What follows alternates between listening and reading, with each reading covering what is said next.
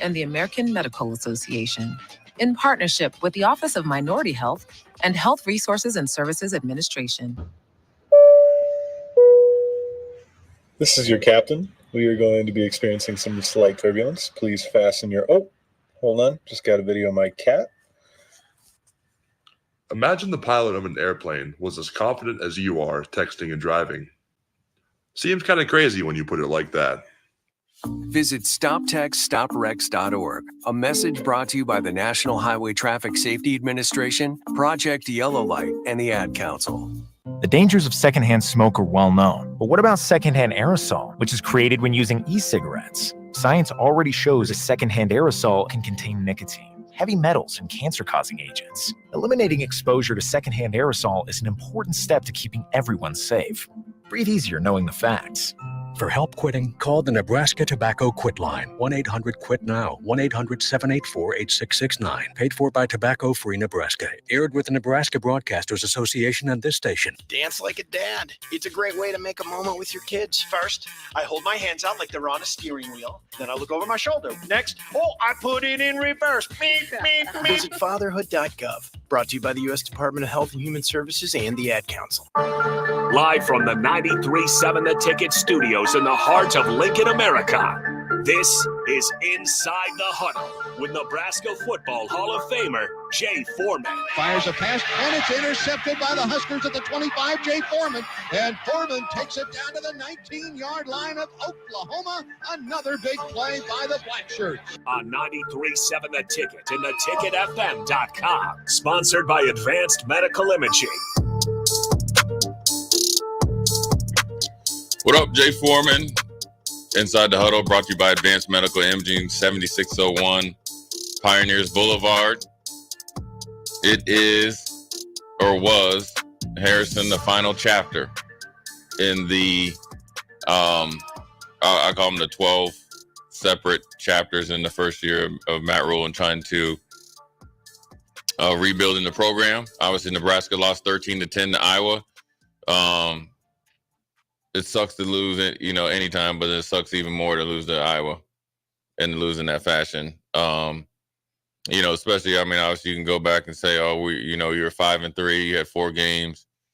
But, I think Matt Rule, he didn't, the one thing about him is that people need to understand, he's not going to lie to you. He said, listen, every game that we play from here on out, and this was, I think, the last out of the bye week or whatever, he said we can win. And then, we rightfully so. That was after the Illinois game. Illinois game. About, yeah. Every game that they play from here on out, they can win, and then every game that they play from there on out, they could lose. And you got to continue to do the things that you need to do day in and day out to put yourself in the best chance to win. And obviously, I think you always have to evaluate a season based on like the knowns, right? And the knowns are a tremendous when you don't have a lot of depth and like true playmakers, right? Where you don't have a guy that, like if you look at the Michigan-Ohio State game, the Marvin Harrison Jr., Trey Palmer that we had last year that got us over. Or somebody, right? Amir Abdullah, Rex Burkhead, or even Adrian Martinez or something that, okay, he's a threat to make a play. And plays, right? We don't have that. And then the guys that were just probably below that type of level, that threshold, they all got hurt, right? And who knows if they really were, but the guys that they were counting on, and this is not making excuses. This is why I say you have to deal with the knowns, right?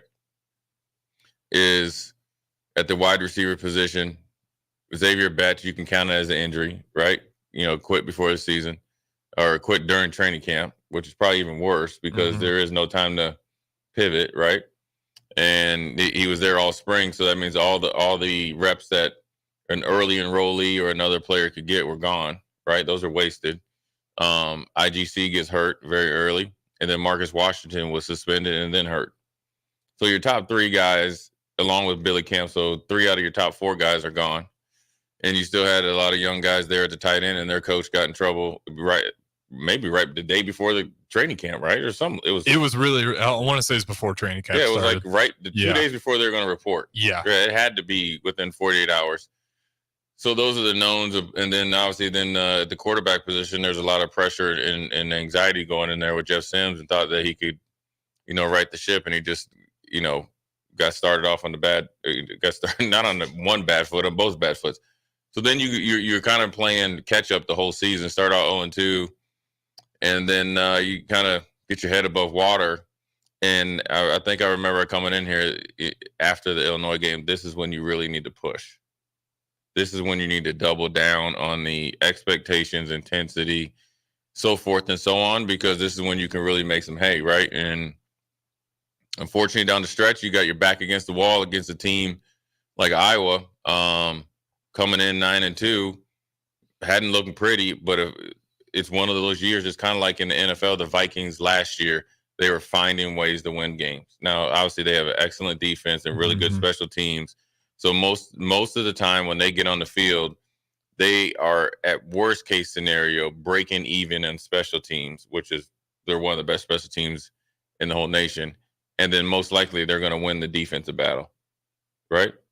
So they're able to do some things field position wise and so forth and so on, and allow themselves to kind of backdoor into points, force you, put all the pressure on your sideline, and get you out of your game plan before the game even starts. And so saw a little bit of that with Nebraska. I think at the beginning of the game, I think Nebraska started out a little slow, especially offensively, because I think they were playing with that 6th win in their mind, right? And then they kind of were playing. I felt like they were playing too tight.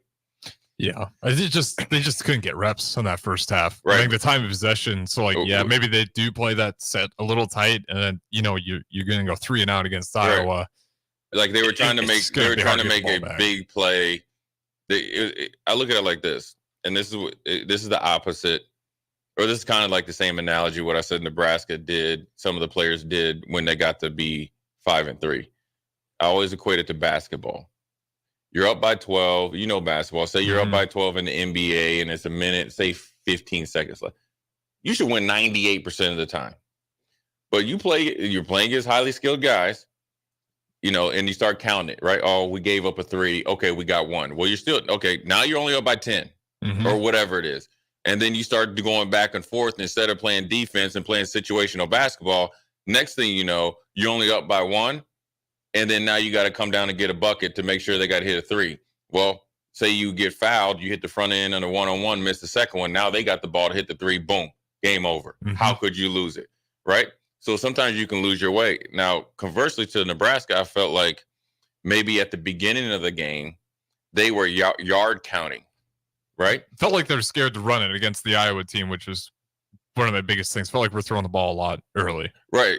And yes, you could. I mean, we'll get into play calling. What I felt like the way that they were playing. Okay. Right. So just like I just said about basketball, like, okay, well, I threw it to Harrison. Oh, right off the tip, right off his hands, or like the first play to Malachi. We didn't get any yards after catch. Okay. Now we're 2nd and 8. Oh, now in order for us to have a chance of getting a 3rd down, we got to get 5 yards on this run. Oh, we only got 3.5. Oh, what do we do now? Boom. Next thing you know, we're on the sideline. You're kind of not going through the motions, but you're playing football while thinking in the sense of instead of just going out there and winging it. And then that will not allow you to create the separation. That will not allow you to hit the holes or blocks or something like that. And then I think once they got into the game, they're like, these dudes, they're a good defense, but they're not like Michigan's defense.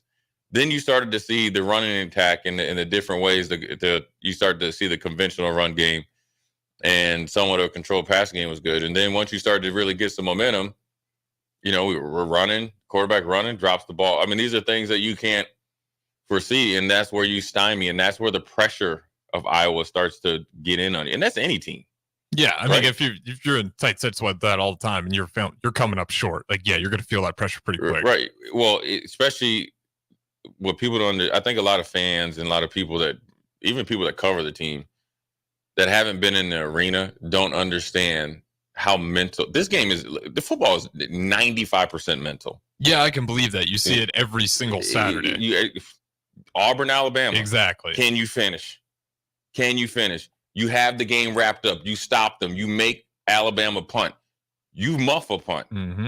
That's no different than what's happened here in 10 million times over, right? Now, obviously, I'm sure people down in Auburn are still, angry. You know what I'm saying? Just like it would be if a Nebraska game.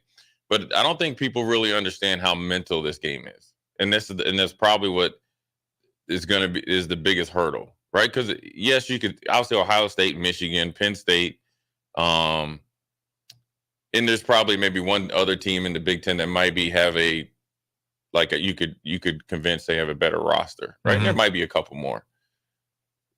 But what football usually comes down to is mental toughness, all that mental, and the ability to mentally focus under high pressure situations and continue to stay in the fight and finish.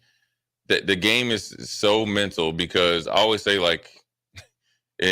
Randy Moss, like Patrick Mahomes, like Barry Sanders, like Jim Brown, Lawrence Taylor, all those type of, those guys. Yeah. Like they're not even in the 1% of the league. They're in a 0.00001%. When they were born, it was a magical, all the stars aligned. Seriously. And I'm sure I'm missing some guys, but those guys, the rest of the league are Jay Foreman's and all them just kind of mixed. I mean, be honest. You see that's across every sport. You see it like a LeBron. There's not a lot of LeBrons. Jordan, LeBron, Kobe. Right. You got the talent, you got the size, you got the want to, you got the ability, you got the opportunity, and you get there, and then you got the timing of being in the league, right? Generational talent. Right. And you start to get more media. Those guys. So that's one reason I'm saying, because the game is so mental. Because yes, you could talk about, okay, we needed to probably test out the run game more, but Iowa has a really good run D. They are rugged up front, right? They know what they're doing. It's like you're born in Iowa, you're a football player. They send you the defensive package as that's the part of your schooling, right? Mm-hmm. But still, they're good. But you need to still test them, and we end up kind of busting some holes in there. But I think it was set up by the passing game, short area passing game, their ability to play pitch and catch.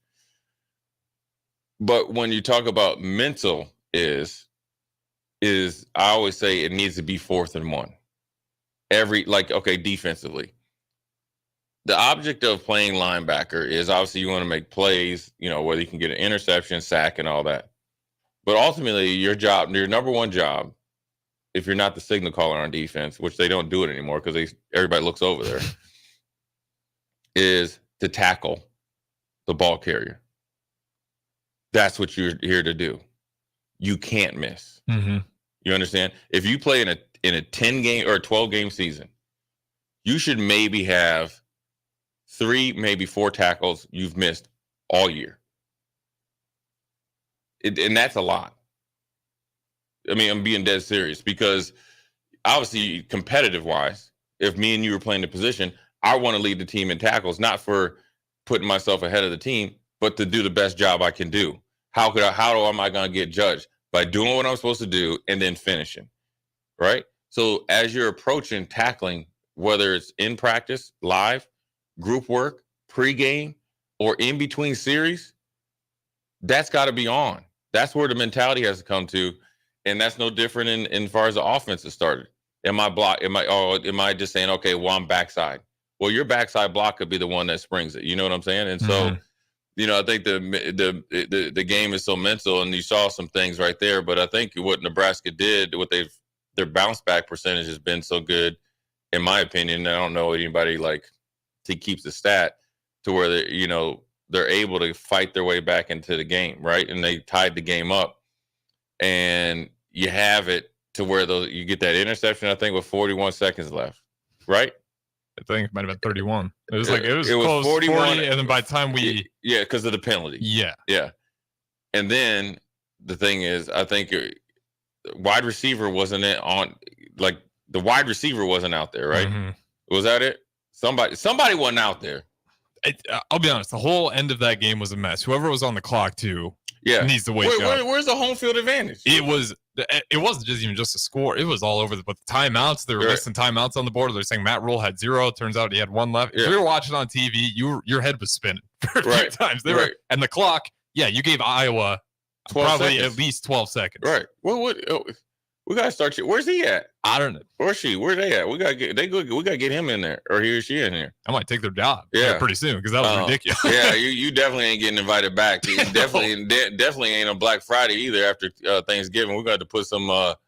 You know what? It must have had some turkey or something. They must have been a little sweet. But those 31 seconds. That's the mental. That's when you gotta lock in. You get what I'm saying? Yeah. So when the reason why, Harrison, because here's the deal. If I'm out there, right? So say I'm a quote unquote starter, but then the formation changes, just because you are number 4 or 5, it doesn't mean that I'm just watching the game. No, you got to be ready to go in just in case you're number 3 at my position, because you want to know where number 2 is? He's out there at my position. Because maybe somebody else got hurt or they're winded. So guess who's coming up if Jay Foreman has to come out of the game? Say I ran a deep route, twinged my ankle. Well, then you're up. That doesn't matter if receiver, tight end, running back, tackle, or offensive line. That's why you always got to be mentally locked in, because it's not on. I feel it's not on the coaches for the players to be locked in. The players need to be locked in. There's 31 seconds left in your season. What else you waiting on? You know what I mean? You got to be locked in. That's even during the game too, right? And so that's the mentality where people individually got to make sure that they try to do that. And then you get into like those tight situations. And we always talk about, Harrison, we talk about in basketball, play fast and not in a hurry, right? I would look very comfortable playing that type of football with 31 seconds left. Yeah. They didn't seem like they're sweating it at all. Well, you think about the whole season. That's what it's been. They've been there before. They're comfortable, right? They're like the people that show up at the luau and walk through the coals. They just got the whole family walking through there. Just calluses all over their feet. You know what I mean? They just got cement feet. You're just walking right through the coals, right? So, and then, okay, we throw the interception, right? And good on them. It's and look, when you have an inexperienced quarterback and you can't, that's not anybody's fault. That's just a circumstance. He's an inexperienced quarterback. But he's looked like he's actually can play the quarterback position. They're going to throw something at you that you've maybe never seen before because you don't have the experience of seeing it, right? You don't even have the experience of watching that far back of tape. They ran a fire zone against you. They dropped it. They kind of blitzed and dropped the DN right in the middle because maybe they thought that's where you're going to go. You want to know why they were thinking you were going to go there? Because they knew after we had to burn that tight end or timeout that Nebraska was going to have to try to get a deeper play across the middle because throwing an out, they're going to play that, right? You're going to get it deeper across the middle, and you're going to have to catch it and clock it. I'm glad you mentioned that because I think a lot of people are just like, how'd you miss that guy completely? That was a good play call by Iowa's defense. The dude's been there. Call. The dude's been there since I left college, probably. Okay, he's one of the best defensive coordinators in football, period. That's college and pros, period. Right? It was a great call for what we were trying to do. And, of course, you would like them to throw it over them. But I'm not giving Iowa credit. I mean, I'm not taking anything away from them. I'm going to give them their due, right? I would like to see us make the play, maybe throw it to the window a little bit more to the defense's left and our right. But at the end of the day, they had a good call. They executed. They had the perfect call for if he accidentally drops the other end, right, the left end instead of the right end, we complete the pass and maybe we're having a different conversation. Exactly. Right. So they made the play, but ultimately defense comes out there and gives up a 23-yard run. Yeah. So you have to think the kick that the dude made though. He barely made that bad boy. He ain't had a kick all year. Yeah, that was what was it? I think why was he in there kicking that one at the end there? The other guy got cramped up because we blocked 2 of them. So his was that the only reason was switch it up? Was he and I think a little faster maybe? And I think he was a little dinged up. Okay, because his launch angle was awful low. Yeah, I was trying to figure out why they put him in there because that was a big kick there. I mean, obviously it wins the game for you. And they knew he probably could kick, right? Yeah. And they knew it was close enough that if you're a kicker on Iowa, you better make it. Yeah. Now, the pressure isn't probably something you could replicate. But again, if you have 10 more yards, I like to think that maybe your sphincter muscle gets a little bit more tighter, right? I think you might just start to think a lot about different things. You want another example?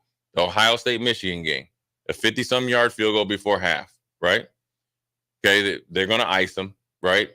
He makes it after they blow the whistle. Yeah, straight through the middle. Straight through the middle. No wind change. That's a quick timeout. So just say a matter of a minute, and you hook it just a little bit. Your sphincter muscle got tight, and you turned it over a little bit. That's a huge part in that game because you think about it, every point counts in a rivalry game, and it's intense between Iowa, Nebraska, Ohio State, Michigan, Auburn, Alabama. It was hate week yesterday, right? Or that week, or this last weekend. That if Ohio State doesn't have to go for a touchdown and they just got to get a field goal, you know what I mean? Because of those 3 points. Mm-hmm. How different is that game to tie it up to go into overtime? They could have kicked the field goal possibly from there, right? So that's why it's so important. That's why you have to look at it the way it is. And it's unfortunate because I felt like look, at the end of the day, a lot of people had Nebraska winning 4 games. I think I had them winning 7 games. So, exceeding some people's expectations, probably didn't meet my expectations, which I expect them to do just because I felt like we could have took advantage of the opportunity that we had. So you're somewhere in between, right? But ultimately, there's been a lot of growth in positives. They just got to make sure, and I'm sure they're starting here pretty soon. I mean, maybe took the weekend off. I don't know. That you got to address some of the things that you need to get better at. And that doesn't necessarily mean that you do wholesale changes either. Yeah, there's still good things to look at this season. Right, because you have a lot of young guys that need to get bigger and stronger and probably have during the season. I think Marcus Satterfield talked about a receiver that put on about 20 pounds of good weight, probably never been in a weight program and been in something like this. Not too many people have, but where you got potential there. And then you probably had some guys on the cupboard that you probably could have played, but probably got through the season and didn't have to play. And that's huge. Now, ideally, if we had already been bowl eligible, I think you might have seen a couple young pups in there that normally or didn't play, right? Mm-hmm. But we didn't get to that point. And so, I think, when we come back in the next segment, we'll probably, maybe just look at a final, outlook of the season, and then look at what do you do in the off season and how do you attack it? Because I think the impulsive type of thinking is you got to fire coaches and fire players. That's what everybody thinks you're going to do. You know what I'm saying? In our position, we're not in that position to do that. Yeah, that's what we've been doing since I've been alive. Hasn't been great.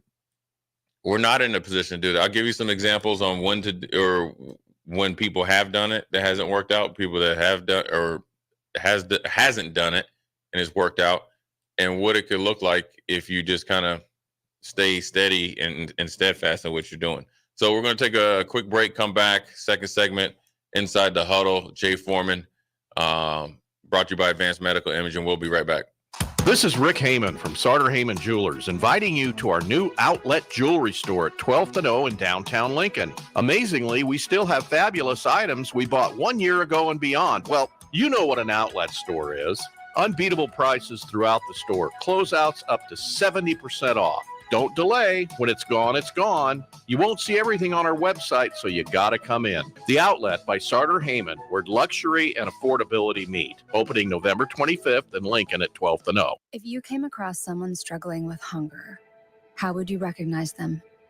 By their clothes, their age, the way they speak? Would you notice a 16-year-old boy who got his first job, not for extra spending money, but to help feed his little sisters? Or a mother who's in between jobs and sometimes goes to bed hungry so her kids can have dinner? Or a 14-year-old girl who signs up to every after-school activity, not to make friends, but just to get something to eat? Or a retiree who fell ill and had to choose between getting medicine or groceries. I am the 1 in 8 Americans who struggle with hunger. People you pass by every day but never knew were hungry. I am hunger in America. Hunger can be hard to recognize.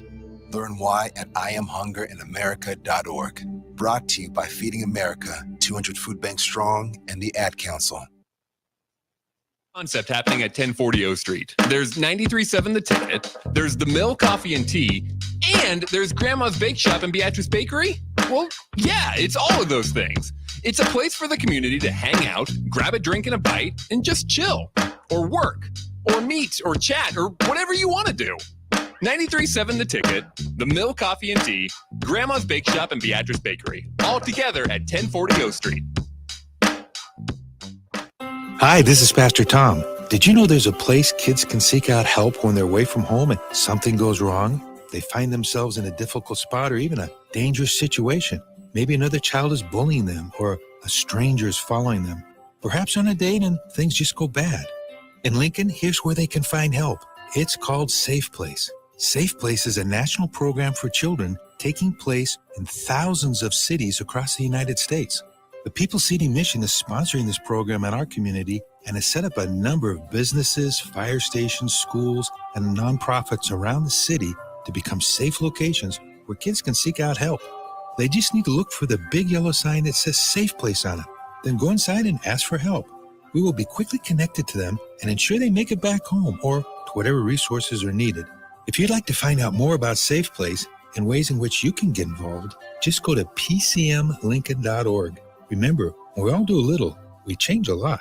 Getting experience to jumpstart a meaningful career can be difficult, and education can cost a fortune. Luckily, AmeriCorps can be the solution. With AmeriCorps, you'll earn a stipend and education award while helping people. Plus, you'll gain professional skills and make connections to help you build your career. If you're ready to start a career you can be proud of, visit serve.nebraska.gov/service to find a program for you. Paid for by Serve Nebraska, aired with the Nebraska Broadcasters Association and this station. Early break with Sip and Jake. Regarding Chubba Purdy. Yeah, what Chubba? Nobody asked if he was going to start. Fascinating to me. It's the first time.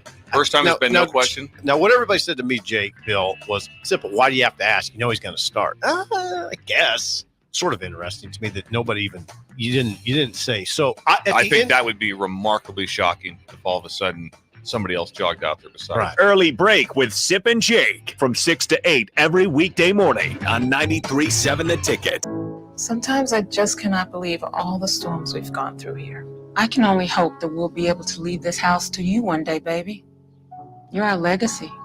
Planning for these disasters will make sure we're safe, and is the best way to protect that legacy. Protect your legacy. Visit ready.gov/plan for the tools and tips you need to start your emergency preparedness plan today. Brought to you by FEMA and the Ad Council. How is your drive to school? Let me tell you, I had to get my iced coffee first. I just can't seem to put it down. My favorite rapper just announced a tour. My phone was buzzing like crazy. I'm so excited. I had to text all my friends right then to talk about it. Then someone started calling me and...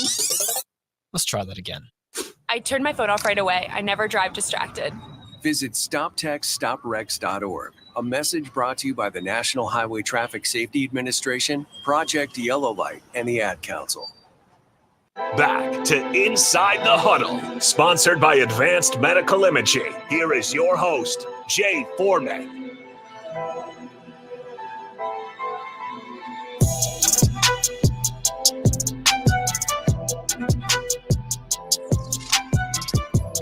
We're back. Inside the Huddle, Jay Foreman, brought to you by Advanced Medical Imaging, 7601 Pioneers Boulevard. All your medical needs, from concussions. They do a lot of stuff with cancer, and they also do a lot of stuff with broken bones and stuff like that, and give you a good plan. So speaking of plans, Harrison, just to lead in, I didn't even try to do that on purpose, but plan of, look, this first, the season that, like I said, before we went to break, I thought it was a lot of positives. Obviously the negatives are known, obviously, which is the turnovers, and that's got to be, I always say like this, all turnovers are not created equal, right? Ball security, or something like that. That's, something that you got to work on and harp on and obviously rep. And that's a coach and a player thing. When you have a turnover, when you're like running and somebody drops the ball, I don't really understand. I guess someone greased the ball on that play because it went through Chubba Purdy's hands with no contact. 1, 2, 3 Iowa players all had their hands on it, slipped through. And I think a little bit it has to do with elements, but those are things that mentally you have to be aware of, right? And if you haven't carried the ball a lot in a live game, then you might be more apt to do that. And they knew that. Iowa, the very first play of the game, went after it against Malachi. Mm-hmm. That's just who they are. That's what you do. But the ones that you can control, you definitely got to make sure you knock those out. And then the ones of whether it's the last interception or the interception to start the season off right before half or staring down, those are the things that you got to get better at to give yourself, a better chance of winning. Because, as good as the defense was, there's no telling what's going to, that you could have the same guys back, even though you have some seniors and play next year. Circumstances will be different. So you don't necessarily know if you're going to be putting up and have the same type of production. Now, I will say this. I'd like to think another year, even though with the departures, the defense can meet the same standard and then some, because you'll know more. You'll kind of play faster. It's kind of like coming in as a producer. The first year or first month versus second month, you're like, oh, I got this pretty lot easier. And so I think if you can eliminate the turnovers, it'll give you a better third down percentage. And then if you can, continue to add and get better across the offensive line, and then obviously, create more competition in at the receiver, whether it's through additions to the transfer portal or freshman class and stuff like that, you only can get better, and it'll add depth. So if depth wasn't on your priority list, fans out there, it was put to the test this year. Right. And you saw that. And so, I think you have to do a lot of self-scouting, right? And that's individually and collectively. And that's, from coaches to players and how you run the whole deal, which they do anyways. And then just have a clear and precise plan of what you're going to do moving forward and who you're going to attack as far as trying to get them to come to Nebraska and then go from there. Probably I doubt. I mean, I think in Colorado's case, you have to blow that whole thing up, right? Because they had one of the worst rosters in the. But especially when you're vocal about blowing it up, they're not gonna be like, "Hey, I was just kidding." You're pretty much there. But I think you knew that coming in. Exactly. I think you were, and I think you were told that. He did. There's videos of him literally telling him like. No, but I'm saying the previous coach, they talk. Okay, I see what you're saying. And so they kind of give you, or they'll probably tell you. Like, all right, dude, this, we're garbage. You need to go ahead and blow this whole thing up. Because you're talking to some of the same administrators, athletic directors, stuff like that. Here, I think you had, better, holdovers, but you still got to add some. So, and you created a culture within this team, you know what I mean, to buy in and all this other stuff. So whoever you add needs to kind of adapt to our culture versus having to start it over. You know what I mean? And I think, again, I keep saying this, when Mickey took over, and those guys, I think they created somewhat of a good, I call it Mr. T starter kit for a culture. You know what I'm saying? You saw the difference in the play. You saw the players gravitate towards Mickey in the same type of like Matt Rule where Mickey was there. He was holding you accountable, but he's there for you. You get what I'm saying? Mm-hmm. So I think that you're on a little bit better, solid ground starting off, which is great, right? So that should help you move along a little bit faster. And so, well, do you want to get to the text on real quick here? We've got a couple of them. Yeah, let me hear the text. This one, I want to see your response from Gorilla Bear. Gorilla Bear. Where are they from? I have no idea. This guy, Gorilla Bear. You got from the U.S. is all I know, but you can always shout out where you're from. But Northwestern made a bowl game and was one of the worst situations in college football. Nebraska needs to blow the whole thing up. You want to put some water on that? I mean, it's not comparable because I'm nowhere near. I don't see that. Yeah, I don't see that. I mean, I can see where your point is, but I always tell people, be careful of, I guess, the grass is greener or looking at what other people do. Mm-hmm. And that's a problem with a lot of people, a lot of humans, right? You're worried about what everybody else is doing, but you're not handling your business. Yes, Northwestern had a really, they won one game last year, and they got 7 this year. They had a great season this year, considering the situations. Not to downplay it, but the best thing for them, that their coach got suspended before the season. So the new coach was able to adapt himself to the situation, and they had worked really hard on adding players and bouncing back to what Northwestern usually is. That's the 6, 7, 8, 9, 10 win season. Now, I will tell you, they exceeded expectations, and they found an identity and rhythm, and then their defense really stepped up this year. Mm-hmm.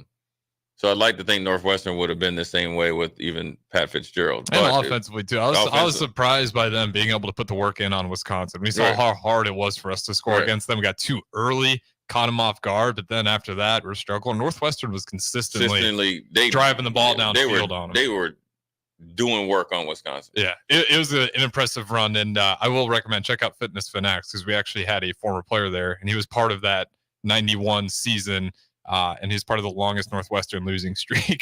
Just a crazy era. So, and he talks about a lot. It's kind of interesting to hear his take on a crazy season. But one more here from the text line. Again, you guys can always join 402-464-5685. Do we have a legit right to ask why Purdy wasn't starting sooner? Well, I think he was. I mean, correct me if I'm wrong, Texter, and you, Harrison. But from my recollection, I think in the spring he was banged up. I think, right? Because I think he didn't start taking like reps until like the last week, right? Yeah, he was beat up. Right in the spring. Mm-hmm. So you're behind the double 8 ball there because it's a new staff, a new offense, and you haven't been able to perform. And even if you're in winter conditioning, if you're hurt, you're not able to kind of do anything. You're kind of just rehabbing the whole time. And then I think I think he got hurt or banged up either during 2-a-days or training camp or early in the season.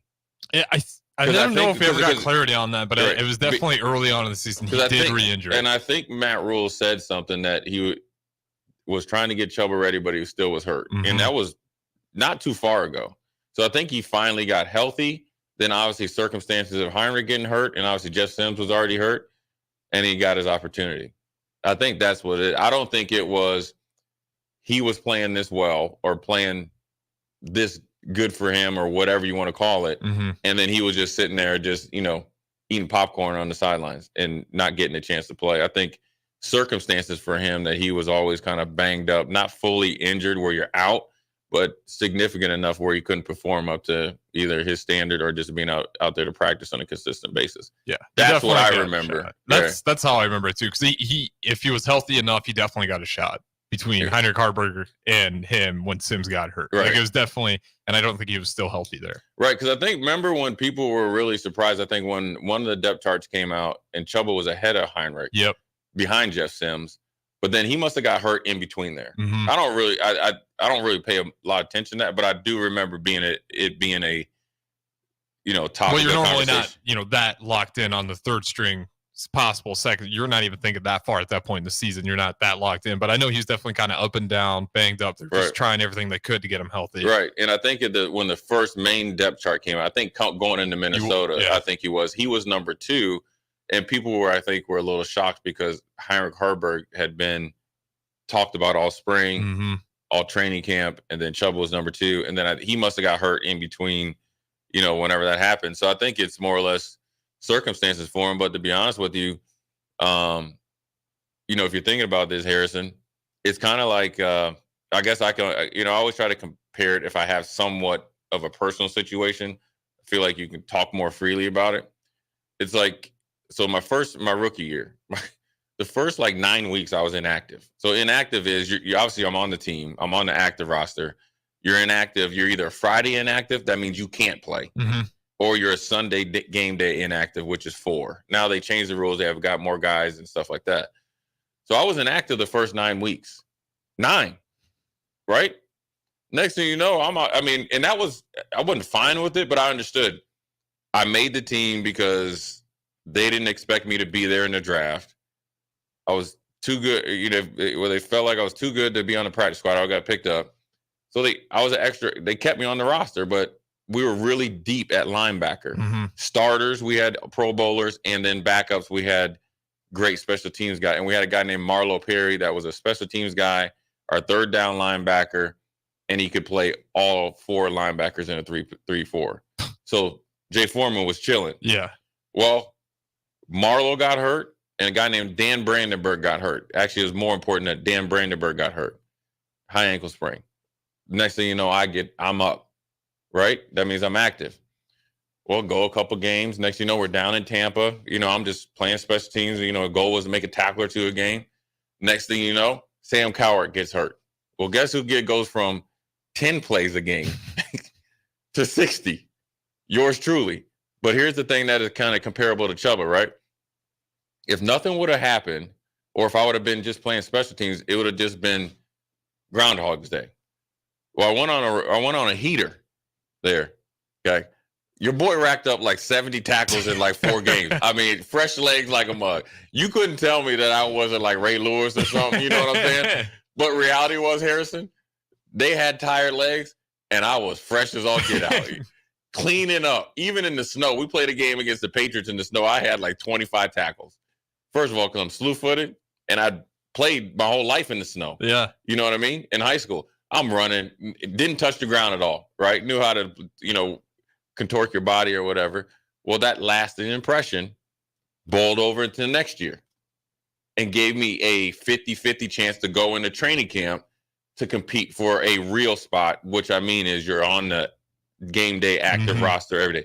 So the circumstances was we were too deep at the beginning of the season. Circumstances with Chuba, they had a starter or two, just say those two. He was banged up, wasn't able to kind of get going.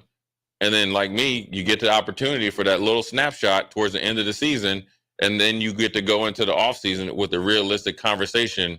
The conversation I went and talked to the GM, Wade Phillips, and Ted Cottrell, who was a defensive coordinator, was a lot different than if I just had been on a special teams guy. I'm sure the conversation about Chuba and with him is a lot different than it was if he never got to play this year. You get what I'm saying? Yeah, 100%. So I think it's actually, in some ways, for him and the team, I think it could work out if taken advantage of on both sides or whatever. If Chuba takes the next step and reaches his potential, it's great. And all you needed is 2 games to do it, right? Mm-hmm. And it's great for the team. It puts less pressure on having to go out and get a quarterback, or maybe you beat out some dude they bring in. That's what I think the route they'll go. But that's just good to have a guy like Purdy in there that, whoever we bring in, you're definitely not leaving Purdy out of the equation. It's like it's going to be a competition. He's probably earned some more trust, I think. I think, and obviously you need more experience, but everybody was an inexperienced player. I think also some people, obviously you have every right to be frustrated in the game like that. But you have to listen, the Jay Foreman that rolled out there as a redshirt freshman or a rookie in that situation is not the one that ended his career. The Jason Peter that was a freshman, it was not the Grant Wistrom. I was roommates with Grant Wistrom. He wasn't even close to the dude that we seen went number 6. You know what I'm saying? So you have to make sure that you kind of, I always say, take a pause for the cause. But then also you have to make sure you also understand the intensity, the pressure, and the expectations of playing here as well. You know what I'm saying? And so I think it's all good. I think it's kind of a good starting point, for the season. Obviously, I'd like them still to be practicing or whatever. But then also you got to say, okay, well, let's see what you do and go out there and do it, right? And you got to feel confident that they've been able to go out and touch and reach a lot of people, right? They've definitely been active. And so now with maybe a little bit more confidence and things that they can show that they've done in a positive light, they can do some more things versus going kind of on a, that first year you come in, you're spinning your wheels a little bit, trying to get a landscape of Nebraska, trying to recruit a whole new area, putting your staff together. Being able to do it now, maybe give them a little bit more leeway and obviously more credibility. So onward and upward. And just like that, we're going to go to a break that quick. Jay Foreman, Advanced Medical Imaging, Inside the Huddle. We'll be right back. Living life to its fullest is just a free consultation away. If you're living with symptoms that you can't shake, then bring your low energy, brain fog, belly fat, grumpiness, muscle loss, and low libido to Limitless Male. We have the expertise to get rid of your symptoms. This is what Limitless Male does all day, every day. You won't find another men's clinic like Limitless Male. We know what you're going through. We know how to fix it. Schedule a free consult at limitlessmale.com. 1 in 3 adults has prediabetes. 1 in 3. That means it could be you, your football buddy, your football buddy, or you, your best man, your worst man, you, your dog walker, your cat jogger. While 1 in 3 adults has prediabetes, with early diagnosis, prediabetes can be reversed. Take the risk test at doihaveprediabetes.org. That's doihaveprediabetes.org. Wait, did they just say 1 in 3 adults has prediabetes? That's 33.33333% of adults. That means it could be me, my boss, or my boss's boss, or me, my favorite sister, or my other sister. That's 7 members of my 21-person romantic book club. Wait, the 1 in 3 could be me, my karaoke partner Carol, or my karaoke enemy Jeff. I'm going to take the risk test at doihaveprediabetes.org. Brought to you by the Ad Council and its pre-diabetes awareness partners. You feel different. You think different, you talk different, you draw different, you listen to music different, but you probably knew that. Problem is, you also drive different, and not in a good way. That's why driving high is illegal everywhere. So if you're high, just don't drive. Make a plan to get a sober ride. Because if you feel different, you drive different. Brought to you by NHTSA and the Ad Council. Get it, slip it, cuff it, check it. Talk to doctor now and share it. I get it, slip it, cuff it, check it twice a day. I get it, slip it, cuff it, check it in the morning and before dinner. I get it, slip it, cuff it, check it, and share it with my doctor. Nearly 1 in 2 U.S. adults have high blood pressure. That's why it's important to self-monitor your blood pressure in 4 easy-to-remember steps. It starts with a monitor. Now that I know my blood pressure numbers, I talked with my doctor. We're getting those numbers down. Get it, slip it, cuff it, check it. Talk to doctor now and share it. Be next to talk to your doctor about your blood pressure numbers. Get down with your blood pressure. Self-monitoring is power. Learn more at manageyourbp.org. Brought to you by the Ad Council, the American Heart Association, and the American Medical Association, in partnership with the Office of Minority Health and Health Resources and Services Administration. A Shiro's work is never done. You care for the house, the kids, and our future. We're so grateful for all you do. Now it's time to care for yourself and save a little more for retirement. A free 3-minute online chat can give you the personalized tips you need to boost your retirement savings now. Visit aceyourretirement.org/Shiro today. A public service announcement brought to you by AARP and the Ad Council.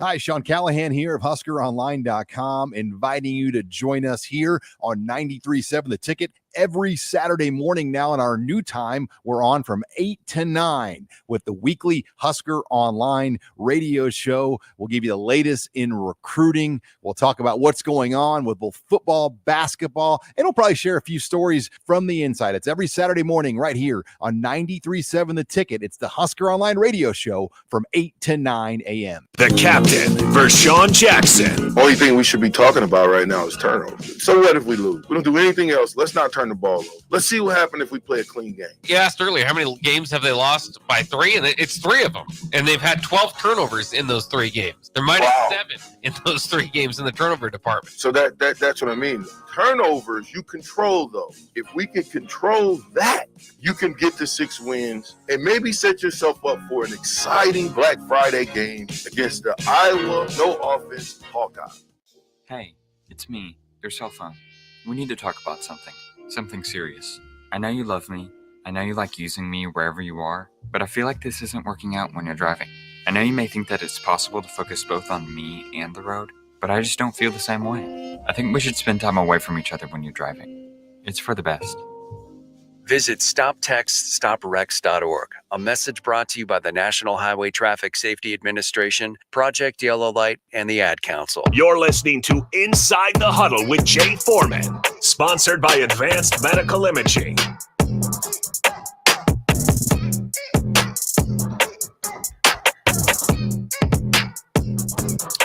Well, we're back. Jay Foreman, Advanced Medical Imaging, Inside the Huddle. Last segment before we turn it over here. Just a recap of I guess hate week for football. Harrison, I would say the Ohio State Michigan game was a really good game. It honestly was an awesome hate week. It was. I mean, tough side of it, but it was fun. Yeah, tough side of it for us. I mean, you look, you had all types of things. You got the drama of the Texas A&M job. Of Mark Stoops has the job at midnight, 2:00. I think he's probably headed to the private plane airport out of Lexington. And they're like, nah, a couple guys called in, after leaving the bar and said, we're not giving you any of this oil money. So nice knowing you. That was my favorite part. I'm so glad you brought that up. That'll put a smile on my face this morning. That's just the chaos that Texas A&M. This is who you fired, Jim. You essentially fired Jimbo Fisher to hire him again. Yeah. In Mark Stoops. Don't deny that you didn't want to hire him. You offered him the job. Then they said it wasn't a concrete offer. Listen, Jimmy Sexton is his agent. There is no you're not soft offering Mark Stoops, who's at a SEC school. You're not doing that. It's an offer. People got mad. It was a revolt of the fans. It's kind of Tennessee 2.0. And so that put the cap on hate week because it was Kentucky beating the brakes off of Louisville again. You had the Florida game to where, did you see the hit by that Florida hit the backup quarterback? Yeah. Boy. And the best part about it, Harrison, was whoever was announcing the game, it was like, oh, we thought we it looked like he slid under it. I watched that. His head got sandwiched. Yeah, he didn't slide under and anything. Slammed into the ground. He wasn't out. He kind of was like, woozy, and then he went to sleep. And then obviously the Alabama game was just typical Auburn, Alabama. Look, Auburn last week let Jerry Kill in New Mexico State come in there and get $1.8 million and bust their ass. Mm-hmm. And then next week, you go toe-to-toe. It pretty much had the game in the bag, toe-to-toe against a top 5 team, 6 team in Alabama that's going to the conference championship. And then you end up losing on the last second play on 4th and 31. And on the dot to the corner. On the dot, right? And a play that you rush 2 guys. What's the point? If you're rushing 2 guys against 5, just don't rush any. Just bring in all DBs. Because you know what I'm saying? Mm-hmm. Who's going to get, what are you doing? You're going to contain him? Okay, you're going to let him run up the middle. That's the worst thing you're going to do. What are you going to do? Let him run to escape outside? Well, we saw how that worked, right? You better off blitzing or playing real coverage. And so, prevent defense prevents you from winning. Then you had the Washington State game. Washington State didn't have anything to play for because they weren't at 5 and 6. Mm-hmm. They were at 4 and 6. They go down to the last second. The kicker not only makes the game-winning field goal, he gets a scholarship. And then they get to go and play Oregon again. Oregon beat up Oregon State pretty good. Yeah. Was pretty impressive. I like their coach that's going to be Michigan State, going to Michigan State coach. I mean, he was named literally probably 5 minutes after the game. Mm-hmm. Right? It was pretty immediately after. Yeah, everybody knew it was after that. Northwestern coach of the year. I'm sure he'll get that one. Yeah. But it was an interesting year nonetheless. Yeah, so you got the new Michigan State's got their coach pretty quick. Let's see what else we had. We had the Ole Miss, Mississippi State. That was a pretty good game. Mm-hmm. Rockets blew out the Nuggets by 20. I know that's not football, but it's NBA news.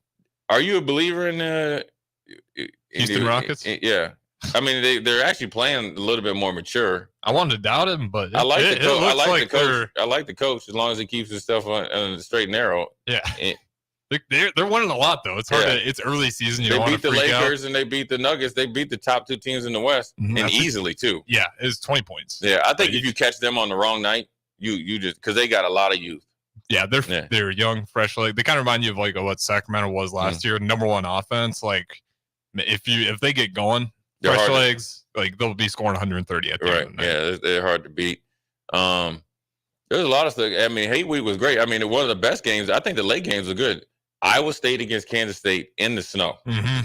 And Iowa State's, 4th team running back? Because the top 2 guys went in the portal like the day of the game, right? I couldn't tell you that. I didn't know that much going into it. Yeah, so Iowa State, they were playing. So the top 2 guys didn't make the trip. Number 3, you're up. He ran for like 296 yards in the game. And then obviously they won. And then Kansas State came back. It was a good game. Mm-hmm. And Kansas State had a pretty good season. They were trying to win that 9th game, even though they weren't going to the Big 12 championship, to get in a bowl game to win 10. That's their big selling point. So they weren't able to reach their goal. What other games were there? Arizona, listen, big up to Jed Fish. Great friend of mine, head coach. He was a defensive assistant when I was in Houston, worked his way up, worked on defense and offense. He's a great, honest guy. Only bad thing on his resume is that he coached some at Michigan under Jim Harbaugh. But he's also, obviously got that out of his system, and he's there at Arizona, and he has flat out turned them around. Yeah, they shouldn't have anything to worry about. And there's a list for the Husker fan right there that was there talking about blowing it up. Arizona was thinking about blowing it up with him. He had 1 victory at the end of the year, and to go 5-7, got a contract extension. is paying off tenfold right now. He's got one more rebuttal. We got here we go. 20 seconds. All right, let me hear it. Said, I believe Rule is 2-30 now and versus top 25 teams. At what point do we worry about it? Let's say when he's 2-40. Yeah, okay, 2-40. That'll answer that one. Jay, get us out of here. All right, man. Inside the Huddle, Jay Foreman, Advanced Medical Imaging. I'll talk to you next week.